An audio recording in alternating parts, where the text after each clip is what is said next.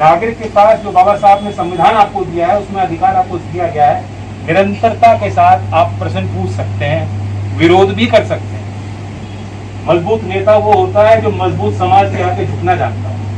सरकार ने कुछ अति कर दी, लाठीचार्ज का प्रयोग कर दिया या बल प्रयोग का कर दिया।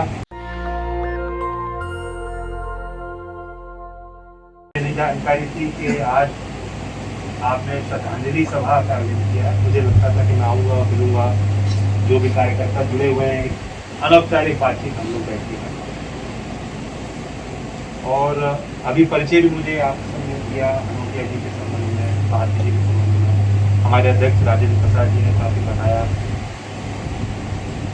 मैं मानता हूँ कि समाज की सामूहिक शक्ति, सोसाइटी अपने पाथ पे चल रही है, बहुत तेजी से परिवर्तन हो रहा है, व्यवहार में परिवर्तन हो रहा है, सोशल बिहेवियर में परिवर्तन हो रहा है।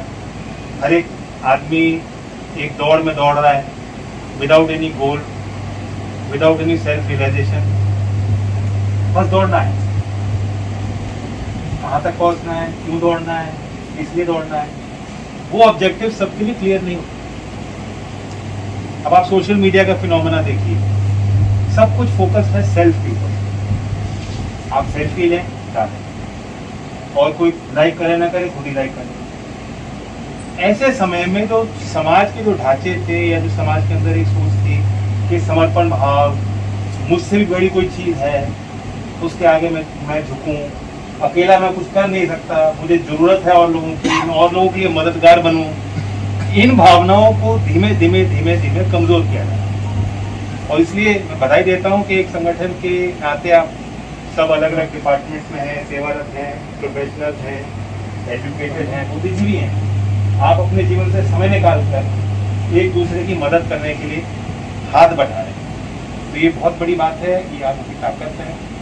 और जो हमारे बीच में जो लोग थे जिन्होंने योगदान दिया, इस संगठन की रचना करी, अपना समय दिया, सामर्थ्य दिया, आप उनको याद कर रहे हैं। आपके इस प्रयास में मैं भी शामिल होता हूँ। सच्चाई ये है कि चौधरी साहब के निधन के बाद भी सामूहिक रूप से मैं भी कहीं श्रद्धांजलि भी नहीं देता। समय ही कुछ ऐसा। आज यहाँ मंच से बात ये कही गई कि इकट्ठा होना चाहिए, संगठित होना चाहिए, क्योंकि आने वाला समय खतरे से भरा हुआ। कभी परिचय आपने दिया रेलवे का, और जो दूसरे प्रतिनिधि राष्ट्रीय पदाधिकारी आपके संगठन के आए, आप तो सब मोनेटाइज होने वाले, और जो कमजोर होता है उसे आवश्यकता होती है समय। मैं ज्यादा उस पर चर्चा आज नहीं करूंगा क्योंकि आज का वो विषय नहीं है, लेकिन आप खुद समझदार हैं। मार्केट फोर्सेस अपने आप काम करें, रेगुलेटरी अथॉरिटीज फेयर सबके लिए ग्राउंड बनाएं, प्रतिस्पर्धा को बढ़ाएं, तब तो ठीक होता है। लेकिन हम और आप जान रहे हैं और देख रहे हैं कि वो देश में हो नहीं रहा। कोई भी नीति, कोई भी फैसला व्यवहारिक तब होगा जब वो चर्चा के बाद होगा, सोच समझ के बाद होगा। वैक्यूम में लिए गए फैसले, वैक्यूम में पॉलिटिक्स चल नहीं सकती, वो व्यवहारिक नहीं होगी।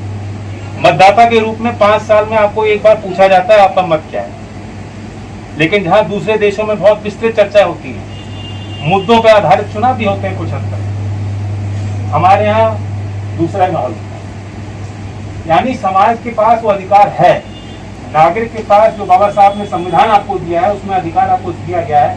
निरंतरता के साथ आप प्रश्न पूछ सकते हैं, विरोध भी कर सकते हैं। विरोध करना, उसको राष्ट्रवाद से जोड़ देना, ये कोई मजबूत नेतृत्व की निशानी।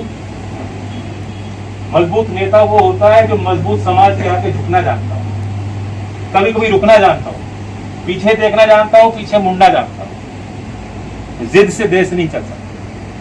मैं आहत हूं, मौलाना रशीदी साहब ने जो संकेत दिया, मध्य प्रदेश में क्या हुआ गरीब के साथ, हर चीज को एक ही चश्मे से, एक ही निगाह से देखा जा रहा है। वही घटना कानपुर में हुई। आपको जानकारी भी नहीं होगी, कुछ दिन पहले, तीज के त्योहार के पहले भी ऐसा ही एक ऑर्गेनाइज्ड गैंग मुजफ्फरनगर की एक गली में घुसा और पूछ के भाई बता, नाम बता, और मारपीट पे उतर।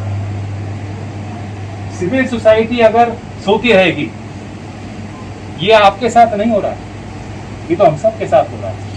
अगर आज राष्ट्र की आत्मा नहीं जागेगी तो फिर क्या बचेगा? वहीं मुजफ्फरनगर में हमारी पार्टी के लोग गए, क्योंकि कानून तो है ना, पालन तो करना ही पड़ेगा। उन्होंने वहां अधिकारी से मिले, उनका गिरफ्तार कर, वरना हालात और बिगड़ेंगे। तो सरकार को कुछ ना कुछ इसमें कार्रवाई करनी पड़ेगी, केस चार्ज हुआ। तो मैं आपको ये कहना चाहता हूँ, आपके अंदर बहुत बड़ी ताकत है, बस उस ताकत को पहचानिए।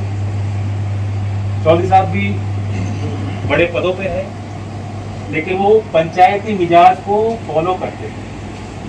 कई बार बड़ी बड़ी पंचायत होती थी, किसी से गलतियां भी हुई, सरकार ने कुछ अति कर दी, लाठीचार्ज का प्रयोग कर दिया या बल प्रयोग का कर दिया, लोगों में नाराजगी बनी, लोगों ने सामूहिक तौर पे विरोध किया, तो चौधरी साहब वहां जाते थे, सुनते भी थे। घंटों चलती थी पंचायत, किसी को नहीं मालूम क्या निष्कर्ष निकलेगा, और वो चाहते थे कि कहीं ना कहीं निष्कर्ष जल्दी निकले, लोग अपने घर लौटे। 9 महीने से आंदोलन चल रहा है, आज भी हम लोग अड़े हुए हैं कि नहीं, ये तो किसान ही नहीं है, ये तो एक कम्युनिटी के लोग हैं, ये तो सीमित लोग हैं, ये तो कभी पहले आड़ती बताया चाइना से पैसा मिल रहा है। तो इसलिए मैं आप सब से अपील करता हूँ, आप सब कहीं ना कहीं अपने जीवन में अपने मेहनत के बल पर एक मुकाम पे पहुंचे। ऐसी ताकतों और ऐसे सोच के खिलाफ अपने स्तर पे भी आप जरूर विरोध दर्ज कीजिए।